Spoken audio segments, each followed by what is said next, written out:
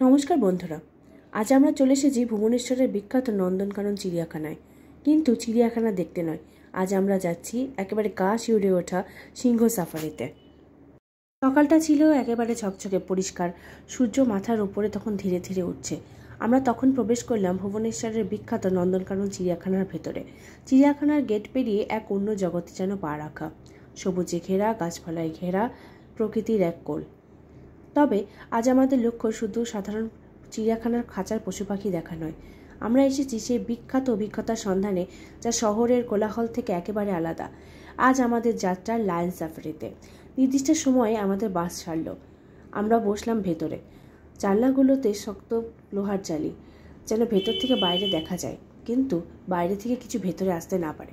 প্রথমে মনে হচ্ছিল যেন একটা ছোট্ট জঙ্গলের ভেতর দিয়ে চলেছি। ঘন গাছ, কিছু খোলা ঘাসের মাঠ, আর মাঝে মাঝে দূর থেকে শোনা যাচ্ছে পশুদের শব্দ। এই নিস্তব্ধতাও এক ধরনের উত্তেজনার সৃষ্টি করে। হঠাৎ আমাদের গাইড আমাদেরকে বলে উঠলেন, ওই দেখুন বাম দিকে। আমি জানলার দিকে তাকিয়ে চমকে উঠলাম। একটা সিংহ, একদম আসল শক্তপোক্ত এশিয়াটিক লায়ন। সে বসে আছে একটি বড় গাছের নিচে। গাছের ছায়া পড়েছে তার শরীরে, আর তার বিশাল শরীরটা যেন সেই ছায়ার সঙ্গে মিশে এক অনন্য দৃশ্য তৈরি করেছে। সে বসে আছে একপাশে, সামনের দুই পা একসাথে রেখে সামান্য মাথাটা নিচু করে বিশ্রাম নিচ্ছে। তার দু চোখ আধবন্ধ, কিন্তু তাতে কোনো ক্লান্তি নেই, এবং চোখে এক গভীর শান্তি, যেন সে জানান দিচ্ছে এই জঙ্গল তার, এই ভূমি তার রাজ্য। বাসে আমরা ২০-২৫ জন যাত্রী ছিলাম, কিন্তু কারোর মুখে কোনো শব্দ নেই। মনে হচ্ছিল যেন আমরা সবাই একসাথে সময়টা ধরে রাখতে চাই, একটা নিস্তব্ধ ছবির মতো। সিংহটি হঠাৎ করে চোখ খুলে তাকালো আমাদের দিকে।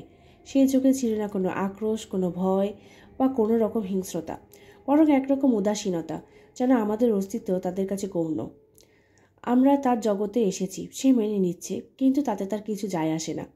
এই অভিজ্ঞতা আমার মনে এক অদ্ভুত আবেগের সৃষ্টি করলো। আমরা সবসময় শুনে এসেছি যে সিংহ নাকি জঙ্গলের রাজা, কিন্তু রাজা মানে যে শুধু গর্জন নয়। রাজা মানে নেতৃত্ব, না রাজা মানে দৃঢ়তা, রাজা মানে আত্মবিশ্বাস। এই সিংহটি যেন তার জলজান্ত উদাহরণ। সে গর্জন করছিল না, লাফিয়ে পড়ছিল না, বরং একেবারে নীরবে বসেছিল। কিন্তু তবুও তার উপস্থিতি এত প্রবল ছিল যে চারপাশ নিস্তব্ধ হয়ে গেছিল। আমি জানতাম সাফারির সময় খুব বেশিক্ষণ এক জায়গায় থেমে থাকা যায় না। তাই ক্যামেরা তুলে কয়েকটা ছবি তুললাম, কিন্তু মনে হচ্ছিল ক্যামেরায় কিছু ধরা পড়বে না। এই অনুভূতি শুধু চোখ দিয়ে দেখা যায়, মন দিয়ে অনুভব করা যায়। বাস আবার চলতে শুরু করলো, কিন্তু আমার চোখ তখনও জানলার পাশে গাছের নিচে বসে থাকা সে সিংহের দিকেই। যতক্ষণ না সে চোখ সরালো, আমিও চোখ সরাতে পারিনি। লায়ন সাফারি শুধু একটি ভ্রমণ নয়, এটি একটি জীবনের শিক্ষা। আপনি যখন একটি সিংহকে তার রাজত্বে প্রকৃতির মধ্যে স্বাধীনভাবে চলাফেরা করতে দেখবেন, তখন বুঝতে পারবেন নিঃশব্দ নেতৃত্ব কাকে বলে। সিংহ গর্জন করেও রাজা নয়, সে তার নিজের উপস্থিতিতে, নিজের অস্তিত্বে রাজা। এটা আমাদের শেখায় আত্মবিশ্বাস শব্দে নয়, ব্যবহারে। সিংহটিকে দেখার পর আমাদের বাসের কিছু যাত্রীদের মধ্যে কেউ কেউ নিস্তব্ধ হয়ে গেছিল, কেউ কেউ ফিসফিস করে বলছিল, ওই ওই দেখ দেখ সিংহ। কেউ আবার ছবি তুলতে গিয়ে এতটা উত্তেজিত হয়ে পড়ছিল যে ক্যামেরার ফোকাসই ঠিক রাখতে পারছিল না। আর আমার বারবার মনে হচ্ছিল যে আমি যেন বাসের মধ্যে নেই, আমি যেন দাঁড়িয়ে আছি জঙ্গলের মধ্যে। লায়ন সাফারি থেকে ফিরে আসার পর আমার মনে নানা প্রশ্ন জাগে। আমরা কি প্রকৃতির প্রতি সুবিচার করছি? এই পশুরা প্রকৃতির একমাত্র অধিকারী, আর আমরা তো কেবল দর্শক। এদের প্রাকৃতিক পরিবেশটা কি আমরা আদৌ রক্ষা করতে পারবো?